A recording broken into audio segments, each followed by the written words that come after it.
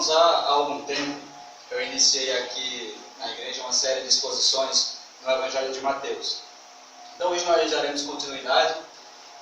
Então os irmãos já podem abrir as suas Bíblias no Evangelho de Mateus, capítulo 4. Evangelho de Mateus, capítulo 4. Para que a gente possa fazer uma breve introdução daquilo que já foi ministrado em outras ocasiões, vamos voltar para o capítulo 1. Você já pode ficar no capítulo 4, certo?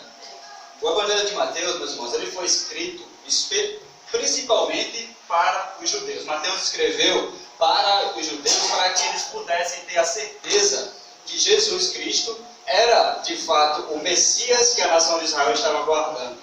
Para que a nação de Israel pudesse ter a certeza que, de fato, Jesus Cristo era o herdeiro legítimo do trono de Davi. Ou seja, que Jesus era, de fato, o rei tão aguardado da nação de Israel. Certo? Então, quando nós vemos aqui no capítulo 1, nós vemos a genealogia de Jesus, que a genealogia geralmente muitas pessoas gostam de pular, porque são vários nomes, a gente não entende por que tem tanto nome assim na Bíblia, mas para os judeus isso tem um propósito fundamental, porque a genealogia de Jesus nos mostra que ele é descendente de Abraão e também descendente de Davi, ou seja, ele é de fato o herdeiro legítimo do trono de Davi. Ele é, de fato, alguém que pode ocupar o trono. Ele é o rei descendente de Davi. Quando nós vamos para o capítulo 2, nós vemos que Jesus, depois de ter nascido, aliás, no capítulo 1 ainda, nós vemos aqui uma evidência também da profecia sendo cumprida lá de Isaías. Isaías profetizou a respeito da vinda do Messias. Isaías falou que o Messias nasceria de forma milagrosa, nasceria de uma virgem. E nós vemos aqui ainda no capítulo 1 que Jesus Cristo nasce de uma virgem, nasce de Maria. De forma milagrosa, o Messias vem ao mundo, provando assim que a profecia a respeito dele foi cumprida. Isso é algo que nós vamos encontrar muito no Evangelho de Mateus, como foi dito pelo profeta Isaías, ou como foi dito pelos profetas, como foi dito nas Escrituras. Nós vamos encontrar muito esses termos aqui em Isaías, aqui em Mateus, porque ele está oferecendo provas de que Jesus é de fato o cumprimento das profecias do Antigo Testamento. No capítulo 2, após o nascimento de Cristo, ele recebe a visita de alguns magos que vieram do Oriente. Normalmente é retratado como sendo 3 e como sendo reis magos. Mas na verdade a Bíblia não fala que eles eram reis e também não falam que eram 3. Nós não sabemos quantos eram. Pode até ser que sejam de fato 3, mas a Bíblia não relata o número de magos que foi visitar Jesus. Mas fala que eles levaram 3 presentes. E esses presentes que eles levaram eram presentes que eram dignos de um rei. Ou seja, quando os magos foram levar esses presentes para Jesus, eles estavam reconhecendo que Jesus era de fato o rei aguardado. E outra, eles reconheceram também a divindade de Jesus Cristo, porque ao chegar até o bebê, eles se prostraram diante de Cristo e o adoraram. Eles reconheceram que Cristo era de fato o próprio Deus que havia vindo ao mundo para salvar o seu povo. No capítulo 3, nós vemos que surge um homem, João Batista, pregando no deserto, que era conhecido como o arauto do rei, também como um cumprimento de uma profecia de Isaías. E um arauto, meus irmãos, significa alguém que vem preparar o caminho para que o rei que está vindo logo atrás pudesse passar. Então o arauto era aquele que preparava a terra, deixava tudo retinho para que avisava as pessoas que o rei estava chegando, que o rei já estava vindo, que o rei vinha logo atrás dele. Esse era o papel de João Batista, arauto do rei, ou seja, preparar o caminho e preparar o coração das pessoas para que o rei, Jesus Cristo, pudesse chegar e pudesse pregar e iniciar o seu ministério. Ainda no capítulo 3, nós vemos aqui a respeito do batismo de Jesus.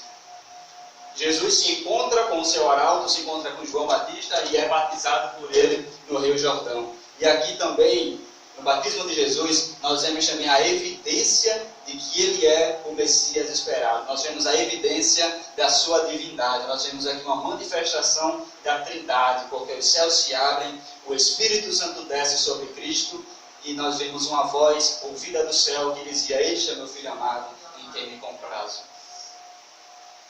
Então nós vemos que desde o início de Mateus ele vai mostrando de acordo com as Escrituras, que Jesus Cristo é de fato o Messias, que Jesus Cristo é de fato o Rei aguardado de Israel. Tanto é que o Evangelho de Mateus muitas vezes é conhecido como o Evangelho do Rei, porque vai mostrar que ele é o Rei de Israel. Agora vamos para a nossa leitura no capítulo 4, nós vamos ler a partir do versículo 1 ao versículo 11. Mateus 4, a partir do versículo 1 ao versículo 11, diz assim: A seguir, foi Jesus levado pelo Espírito ao deserto para ser tentado pelo diabo. E depois de jejuar 40 dias e 40 noites, teve fome. Então o tentador, aproximando-se, lhe disse: Se és filho de Deus, manda que estas pedras se transformem em pães. Jesus, porém, respondeu: Está escrito, não só de pão viverá o homem, mas de toda palavra que procede da boca de Deus. Então o diabo levou a cidade santa, colocou-o sobre o pináculo do templo e lhe disse: Se és filho de Deus, atira-te abaixo, porque está escrito: Aos seus anjos ordenará a teu respeito que te guardem, e eles te susterão nas suas mãos para não tropeçares em alguma pedra. Respondeu-lhe Jesus: Também está escrito: Não tentarás o Senhor teu Deus. Levou-o ainda o diabo a um monte muito alto, mostrou-lhe todos os reinos do mundo e a glória deles. E lhe disse: Tudo isto te darei, se prostrado me adorares.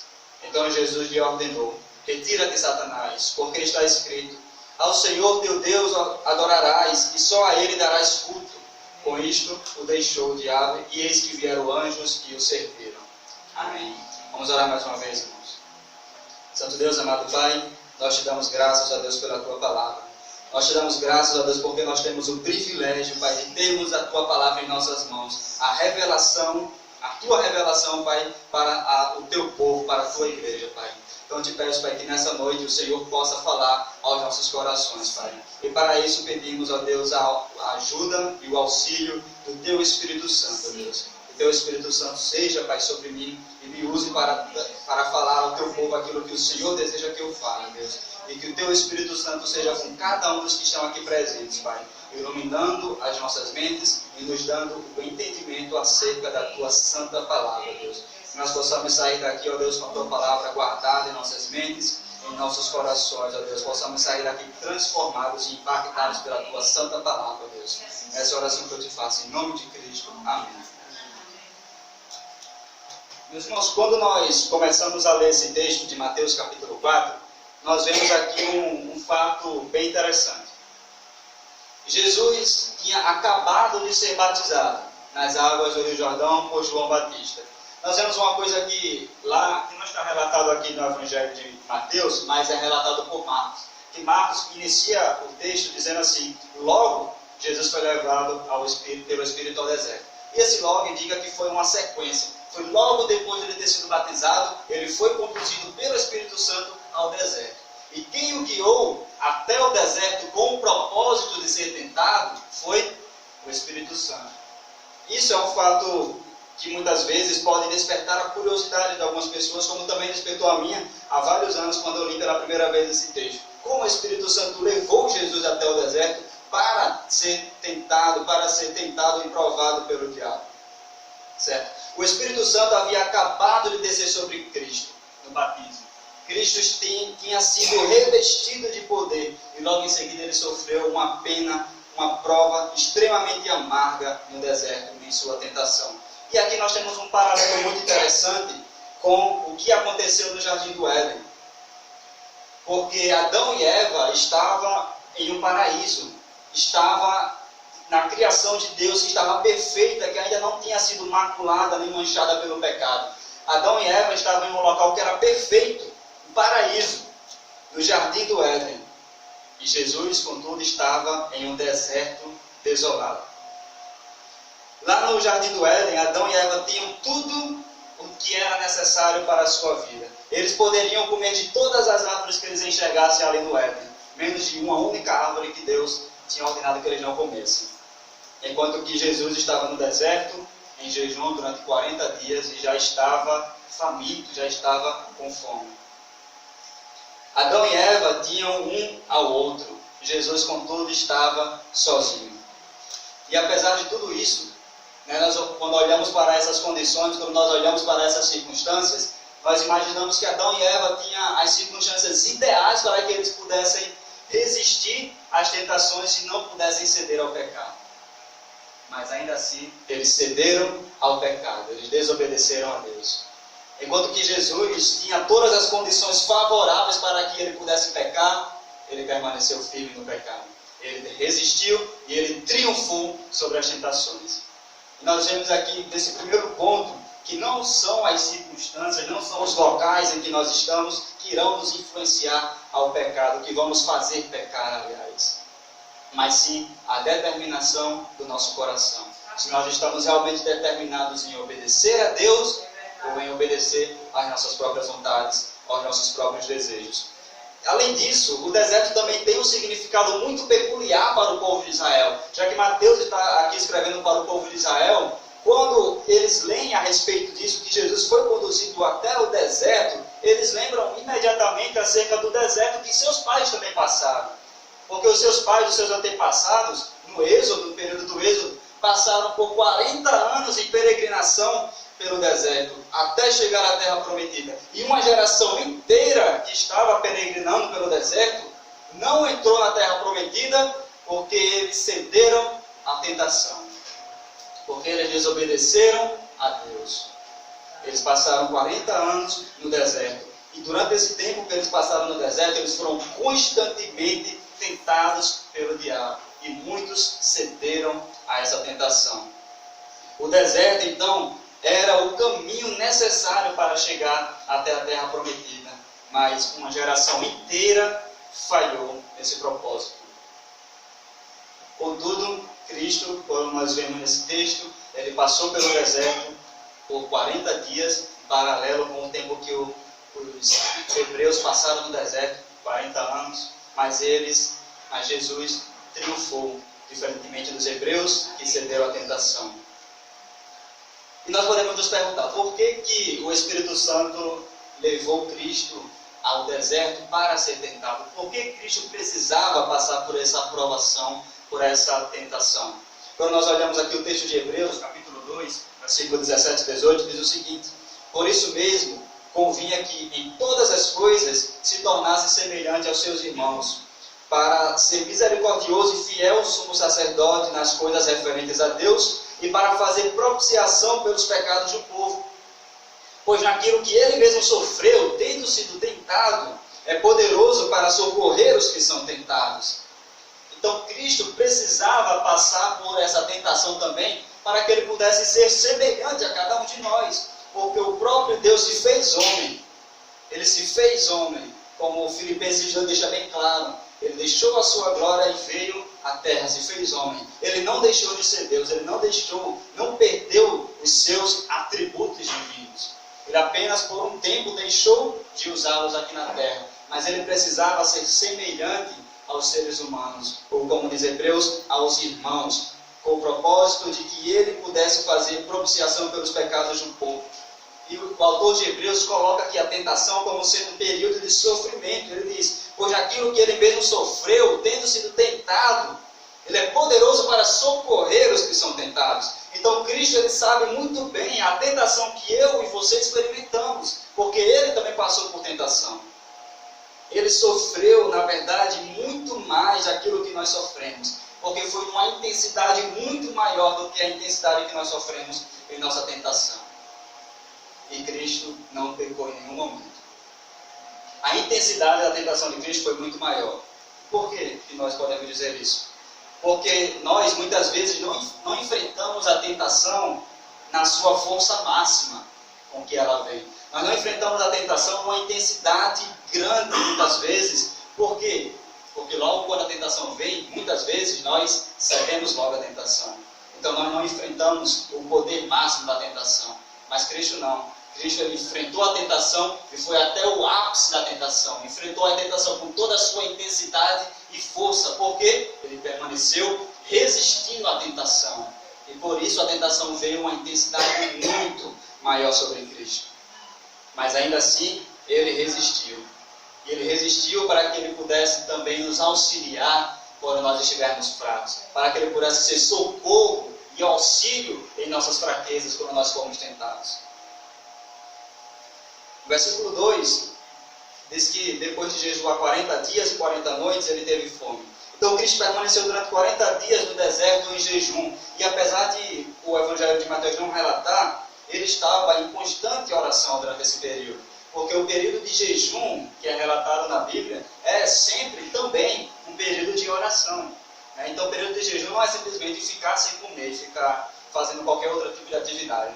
Algumas pessoas já até me perguntaram a respeito do jejum. E elas perguntaram assim, se poderia ficar sem comer e, sei lá, estar jogando videogame, por exemplo. Então estar acessando a internet. Isso não é um jejum. É só você deixar de comer.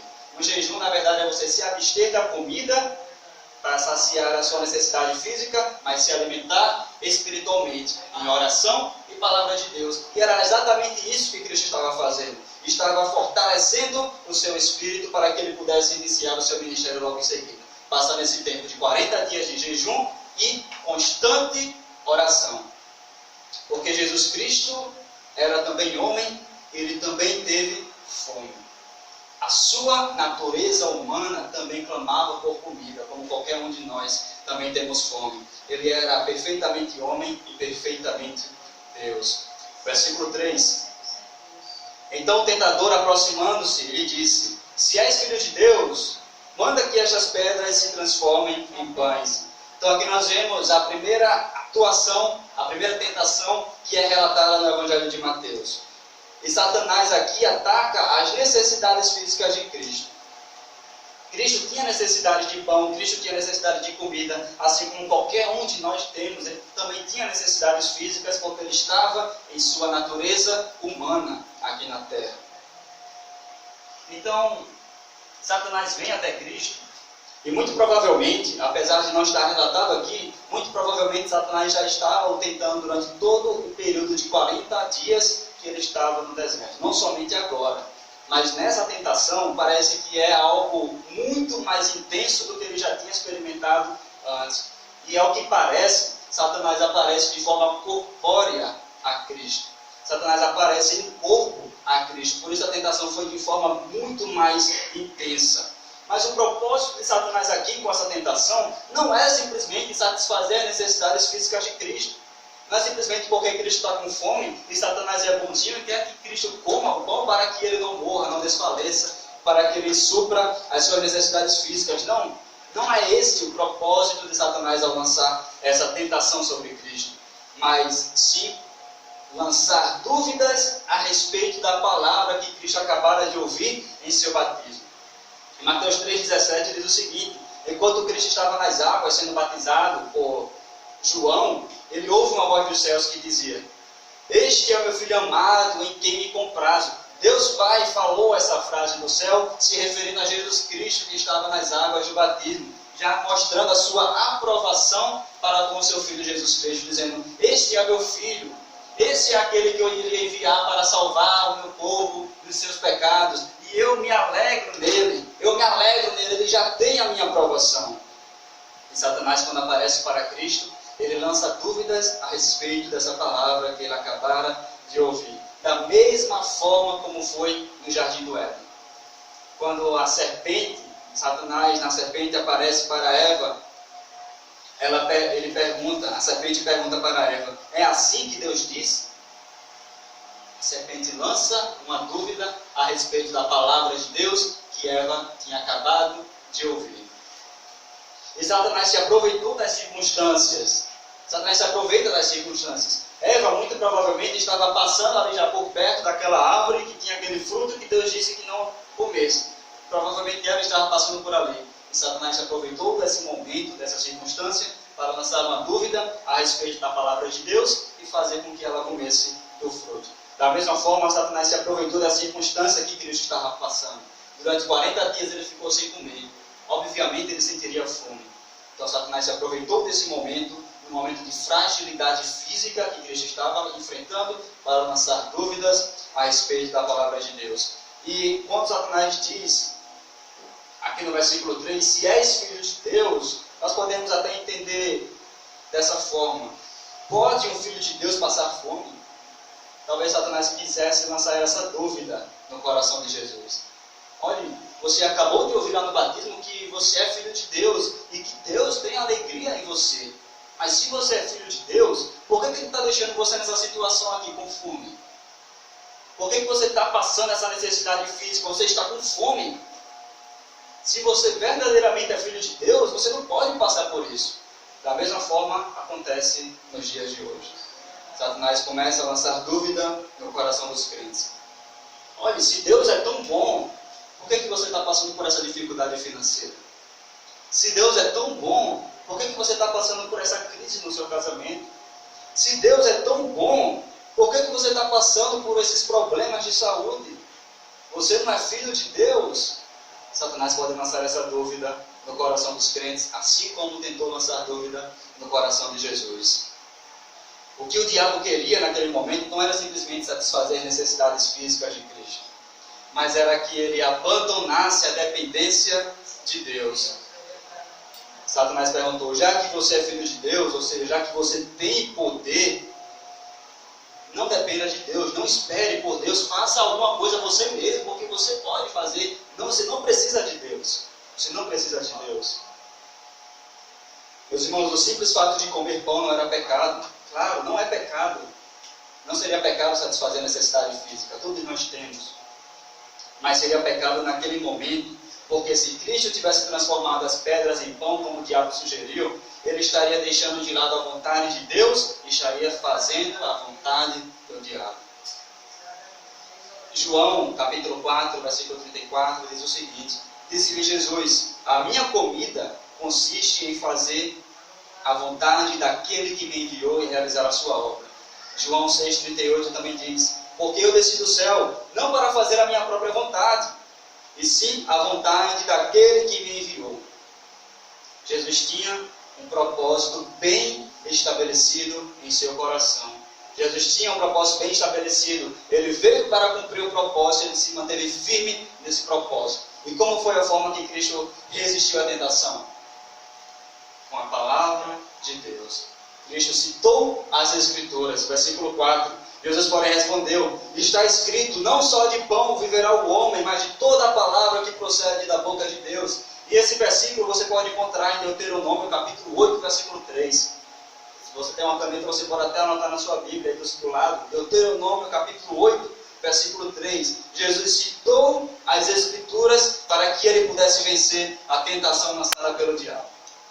E quando Cristo disse isso, não só de pão viverá o homem, ele quis dizer que, independentemente da situação, é sempre melhor servir a Deus. A comida não é mais importante, a comida não é o mais essencial à vida, mas sim a palavra de Deus. As nossas necessidades físicas não são mais importantes para a nossa sobrevivência, mas sim fazer a vontade de Deus. Dessa forma, citando as Escrituras, Cristo repreendeu a ação do maligno. E então, quando Cristo citou as Escrituras, o diabo percebe que Cristo estava determinado a viver pela palavra de Deus, viver guiado pela palavra de Deus. Então, o que é que o diabo faz? O leva até a cidade santa, no pináculo do templo. No versículo 5 diz, então o diabo levou a cidade santa, colocou sobre o pináculo do templo e lhe disse, se és o Filho de Deus, atira-te abaixo, porque está escrito, aos seus anjos ordenará o teu respeito que te guardem, e eles te susterão nas suas mãos para não tropeçares em alguma pedra. Então, o diabo coloca à prova a própria palavra de Deus. Quando o diabo o leva até a cidade santa, isso é um fator interessante que nós notamos aqui, porque Mateus utiliza essa expressão, cidade santa, se referindo a Jerusalém.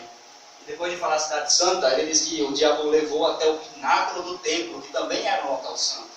Então parece que essa circunstância, e após Jesus ter usado as Escrituras, leva o diabo também a usar a Escritura. O diabo já está na cidade santa, nós estamos na cidade santa, nós estamos aqui no templo, então eu vou usar as Escrituras para você também. Olha só o que é que diz aqui a palavra de Deus no Salmo 91. O diabo citando a palavra de Deus no Salmo 91. Aos seus anjos ordenará o teu respeito que te guardem. Eles te susterão nas suas mãos para não tropeçares em alguma pedra. Aleluia, o diabo fala para Jesus. Então olha só o que é que a palavra de Deus fala. Você não quer viver baseado na palavra de Deus? Então, vamos ver se a palavra de Deus realmente é verdadeira. Se jogue daqui do templo, Porque a palavra de Deus diz que os anjos serão enviados por Deus para te sustentarem. O diabo lança à prova a palavra de Deus, lança dúvidas a respeito da palavra de Deus. Da mesma forma como ele fez com Eva no jardim. Em Gênesis 3, versículo 1 a 4, diz o seguinte: E ela, no caso a serpente, perguntou à mulher: Foi isto mesmo que Deus disse? Não comam de nenhum fruto das árvores do jardim. Respondeu a mulher à serpente: Podemos comer do fruto das árvores do jardim. Mas Deus disse: Não comam do fruto da árvore que está no meio do jardim e nem toquem nele, do contrário vocês morrerão. E disse a serpente à mulher: Certamente não morrerão. O diabo lançou dúvidas a respeito da palavra de Deus e logo em seguida disse que a palavra de Deus estava, na verdade, errada. O diabo disse para Eva que a palavra de Deus não era verdade. E o diabo utilizou o Salmo 91 para lançar dúvidas no coração de Jesus, para tentar lançar dúvidas no coração de Jesus a respeito de sua própria palavra. Satanás insinuou que Deus não faria o que havia prometido em sua própria palavra. E como já disse alguém, texto fora de contexto é pretexto para a heresia. O diabo pegou um versículo isolado, 2 versículos ele pegou do Salmo 91, isolou, retirou uma parte do texto e lançou, solto. Texto fora de contexto é pretexto para a heresia. E é uma coisa aqui interessante, Satanás é um exímio conhecedor das Escrituras. Satanás conhece a Bíblia de capa a capa, de trás para frente. Mas há um detalhe, Satanás é um péssimo intérprete das Escrituras. Ele interpretou as Escrituras de forma totalmente contrária ao que deveria ser feito. Porque o texto diz claramente em Salmo 91 que eles te susterão nas suas mãos para não tropeçarem em algumas pedras em todos os teus caminhos. Há um acréscimo aqui no Salmo 91 que o Satanás não citou. Por quê? Porque essa promessa está condicionada àqueles que estão nos caminhos do Senhor. E se Cristo se jogasse no templo, ele não estaria fazendo a vontade de Deus, ele teria se desviado do caminho do Senhor, logo essa promessa não seria aplicada, porque essa promessa é condicionada para aqueles que permanecem nos caminhos do Senhor. E meus irmãos, hoje em dia, existem muitos que estão fazendo o que o diabo está fazendo. Pegando versículos isolados, interpretando da maneira que lhe convém e colocando à prova a palavra de Deus. Existem muitos que estão inventando por aí algumas coisas que não estão ordenadas nas Escrituras. Muitos inventam cultos de vitória, cultos de milagres, cultos da cura, cultos da libertação, e obrigando Deus a agir naquele momento. Eu já participei de cultos assim. As pessoas obrigavam a Deus a agir naquele momento, porque eles queriam que ela agisse naquele momento, já que é o culto do milagre. Pegando versículos isolados, tirando do seu contexto e interpretando da maneira que convém. O diabo fez isso. Era o diabo que estava fazendo isso. Mas, meus irmãos, Cristo, ao contrário do diabo, é o melhor intérprete das Escrituras. E Cristo sabia claramente a correta interpretação do texto citado pelo diabo. E ele citou outro texto, não para contradizer o texto do diabo, mas para provar que a interpretação que ele estava fazendo estava equivocada. E Cristo cita Deuteronômio, capítulo 6, versículo 16. Aqui no versículo 7 de Mateus, diz o seguinte: Respondeu-lhe Jesus: Também está escrito, não tentarás o Senhor teu Deus. Deuteronômio 6, 16. Então Cristo, ao citar esse versículo e dizer também está escrito, ele afirma que ele cria verdadeiramente no versículo citado pelo diabo, Salmo 91, mas também que ele cria em toda a Escritura. E a Escritura interpreta a própria Escritura.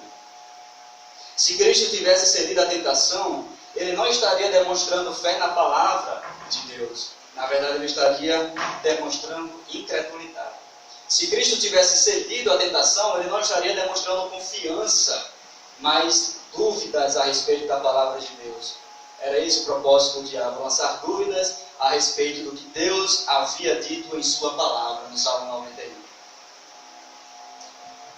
A terceira tentação, aqui no versículo 8, diz o seguinte: levou ainda o diabo a um monte muito alto, mostrou-lhe todos os reinos do mundo e a glória deles, e lhe disse: tudo isso te darei se prostrado me adorares. terceira tentação tem a ver também com a concupiscência dos olhos. Da mesma forma que o Éden. Satanás tentou seduzir Cristo da mesma forma que ele tentou seduzir, que ele seduziu Eva no jardim do Éden. Gênesis 3,6 diz o seguinte: quando a mulher viu que a árvore parecia agradável ao paladar, era atraente aos olhos, e além disso, desejável para dela se obter discernimento, tomou do seu fruto, comeu e deu a seu marido, que comeu também. Eva foi atraída pelo olhar. Eva olhou aquele fruto, e o diabo a enganou a partir do seu olhar. Eva viu e achou que aquele fruto fosse algo atraente, que poderia dar algo que ela ainda não tinha, porque o diabo tinha feito uma falsa promessa para Eva.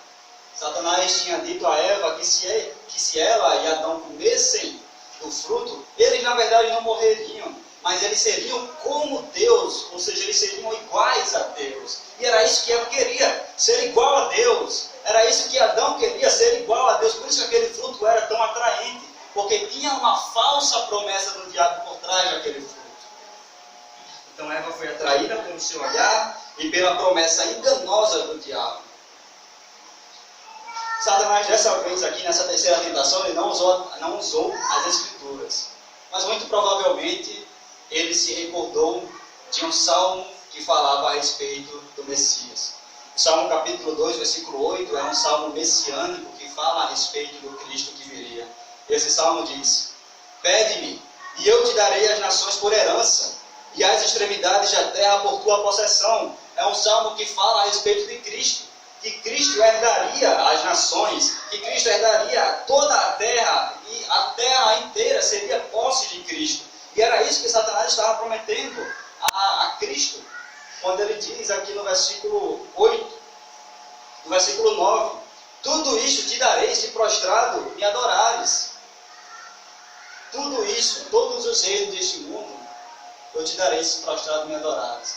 Satanás conhecia as Escrituras, Satanás sabia que os reinos do mundo inteiro estavam prometidos ao Messias, estavam prometidos a Cristo. Satanás sabia que Cristo veio para reinar, mas Satanás também sabia de uma coisa: Satanás sabia que o reino seria conquistado por meio do sofrimento, por meio da obediência à palavra de Deus. E Cristo também sabia disso. Em Mateus 16, 21, Cristo diz: desde esse tempo começou Jesus Cristo a mostrar a seus discípulos que lhe era necessário seguir para Jerusalém e sofrer muitas coisas dos anciãos, dos principais sacerdotes e dos escribas, ser morto e ressuscitado no terceiro dia.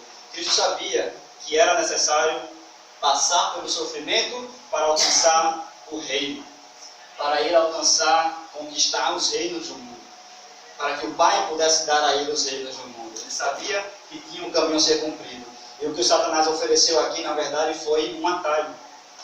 Foi um caminho mais curto. Satanás havia dito aqui a Cristo o seguinte: olha só, você não precisa passar por sofrimento. Você não precisa seguir por esse caminho que você está seguindo. Você pode ter tudo isso agora. Tudo isso, mostrou todos os reinos do mundo. Todos esses reinos do mundo, você pode ter agora, sem sofrimento. Basta que você faça uma única coisa. É só você se ajoelhar e me adorar. Mais uma vez, Cristo vence a tentação por meio da palavra de Deus. Versículo 9 diz o seguinte, versículo 10, aliás: então Jesus lhe ordenou: retira-te, Satanás, porque está escrito: ao Senhor teu Deus adorarás, e só a Ele darás culto. Cristo cita Deuteronômio capítulo 6, versículo 13. Todos esses três textos que Cristo cita estão em Deuteronômio, nas Escrituras, na palavra de Deus. Então, embora Satanás tivesse lhe apresentado um caminho mais fácil para se chegar ao alvo, isso custaria um preço altíssimo. Custaria a queda do Filho de Deus. E se o Filho de Deus falhasse em sua missão, o próprio Deus haveria falhado. Deus haveria negado a si mesmo. Porque no batismo Deus disse: esse é meu Filho amado em quem eu me alegro. Ou seja, demonstrou a sua satisfação no Filho, demonstrou a sua aprovação pelas atitudes do Filho. E se o Filho tivesse desobedecido, tivesse caído em pecado, o próprio Deus teria falhado. Mas Cristo se apegou à palavra de Deus e, citando as Escrituras, venceu mais uma vez a tentação. Amém. E o versículo 11 diz: com isso o deixou o diabo, e eis que vieram anjos e o serviram. Meus irmãos, a tentação de Cristo foi intensa, mais intensa do que qualquer outra tentação que qualquer homem possa ter enfrentado. Mas por meio da palavra de Deus ele resistiu. A todas as tentações ele venceu por meio da palavra de Deus. E o Senhor o recompensou no final. Após a tentação, Deus enviou os seus anjos para servirem a Cristo. As suas necessidades humanas naquele momento, a fome que ele estava sentindo, foi satisfeita, foi saciada naquele momento. E que banquete que Cristo experimentou naquele momento? Um banquete servido pelos próprios anjos. Um banquete servido pelos próprios anjos. Que banquete! Tal qual nenhum homem poderá experimentar esse banquete servido por Cristo e também desfrutar daquela alegria que eles desfrutaram naquele momento, né? Porque os anjos também se alegraram com Cristo por ele ter sofrido, por ele ter resistido às tentações. Meus irmãos, algumas aplicações a respeito do texto. Em primeiro lugar, a tentação foi vencida pela palavra de Deus. Meus irmãos, é muito comum no meio evangélico nós escutarmos algumas expressões, como por exemplo, está amarrado ou está repreendido. Essas expressões muitas vezes são utilizadas para que de alguma forma as ações do diabo sejam neutralizadas, sejam apagadas, para que nós possamos resistir contra as ações do diabo sobre as nossas vidas. Nós dizemos, as pessoas dizem essas palavras. Mas na verdade, não é dessa forma que nós iremos repreender a ação do diabo. Não é somente dizer que está repreendido que nós iremos repreender a ação do diabo. Como nós vemos aqui na palavra de Deus, Cristo repreendeu a ação do diabo citando as Escrituras. Salmo capítulo 119, versículo 11. Guardei a tua palavra no meu coração para não pecar contra ti. E Cristo conhecia bem a palavra de Deus. Ele usou a palavra de Deus para vencer as suas tentações. E para que nós consigamos vencer as tentações, nós precisamos da palavra de Deus. Nós precisamos conhecer bem a palavra de Deus. A palavra de Deus precisa estar em nosso coração. Mas como eu falei, o diabo conhece bem também a palavra de Deus. Mas a diferença é que Cristo era obediente à palavra de Deus. E o diabo não. E nós, para que possamos vencer as tentações, precisamos conhecer a palavra de Deus, tê-la em nosso coração e sermos obedientes a ela. Dessa forma é que nós iremos vencer as tentações, conhecendo profundamente a palavra de Deus. E Cristo mostrou que é possível, porque ele estava em sua natureza humana. Ele não deixou de ser Deus, mas em sua natureza humana ele foi tentado e venceu pela palavra de Deus, para que nós possamos ter a certeza que nós também poderemos vencer pela palavra de Deus. Em segundo lugar, Cristo venceu as tentações porque estava cheio do Espírito Santo. Cristo, como eu falei, Cristo havia acabado de sair do batismo, onde ele foi cheio do Espírito Santo. E nós precisamos entender uma coisa também, que o diabo ele não vai deixar de nos tentar porque nós estamos em jejum, porque nós estamos em constante oração. Porque o período de tentação mais intensa contra Jesus foi o período que Jesus estava mais próximo de Deus, em oração constante, em jejum constante. E foi nesse momento que o diabo veio com a tentação ainda mais intensa.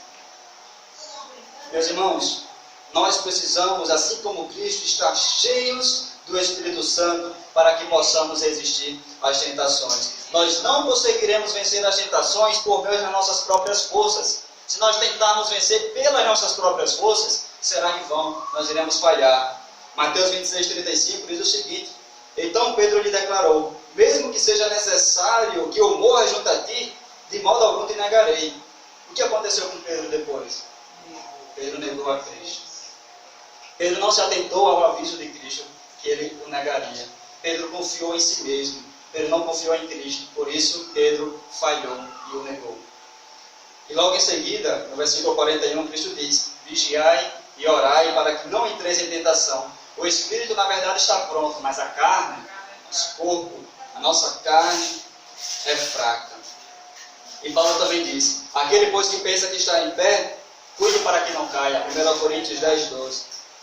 Meus irmãos, se se nos mantermos firmes só nos manteremos firmes contra as tentações se deixarmos de confiar em nós mesmos e confiarmos no Espírito Santo e deixarmos que a nossa vida seja guiada pelo Espírito Santo.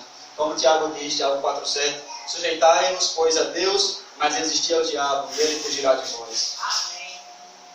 E por fim, John Piper diz algo muito interessante, que a força para resistir às tentações vem da nossa fé na graça futura. Na graça futura. Ou seja, que Deus providenciará tudo o que é necessário para nós. Amém. As promessas do diabo são enganosas, como nós vemos aqui. O diabo prometeu a Eva uma coisa que ele não poderia cumprir. O diabo prometeu também a Cristo os reinos deste mundo, mas ele não poderia cumprir. Porque ele é o pai da mentira. E ele promete algo que ele não pode cumprir. Então as promessas do pecado são promessas enganosas. Oi? As promessas do diabo são promessas enganosas. Ele promete algo que ele não pode cumprir. Apenas Cristo, apenas Deus pode satisfazer as nossas necessidades. Abram, para nós finalizarmos, abram a sua Bíblia em Hebreus, capítulo 12, versículo 2. Oi. Rapaz. Tchau.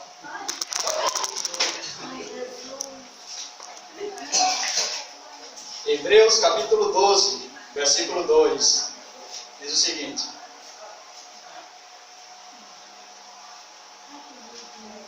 olhando firmemente para o autor e consumador da fé, Jesus, o qual em troca da alegria que lhe estava proposta, suportou a cruz, não fazendo caso da ignomínia, e está assentado à destra do trono de Deus.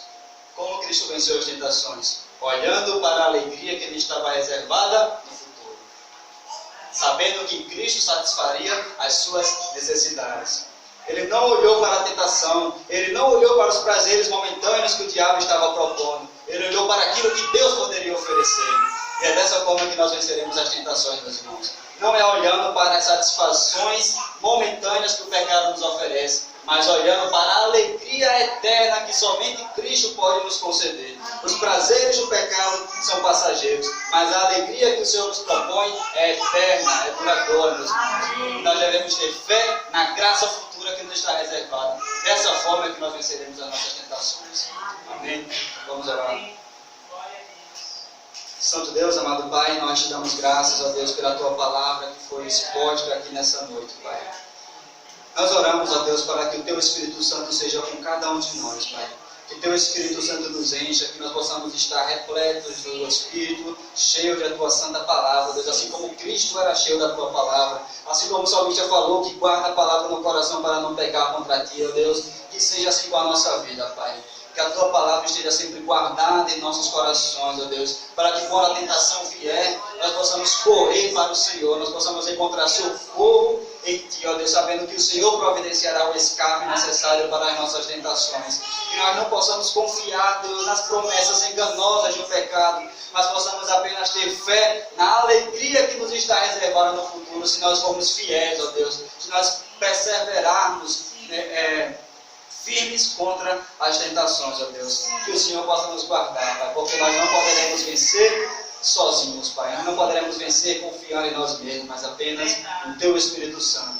Portanto, ó Deus, a minha oração é que nessa noite o Senhor possa fortalecer os nossos corações, para que nós possamos nos manter firmes, ó Deus, contra as ciladas que o diabo nos coloca, Deus. Essa é a oração que eu te faço, em nome de Cristo. Amém.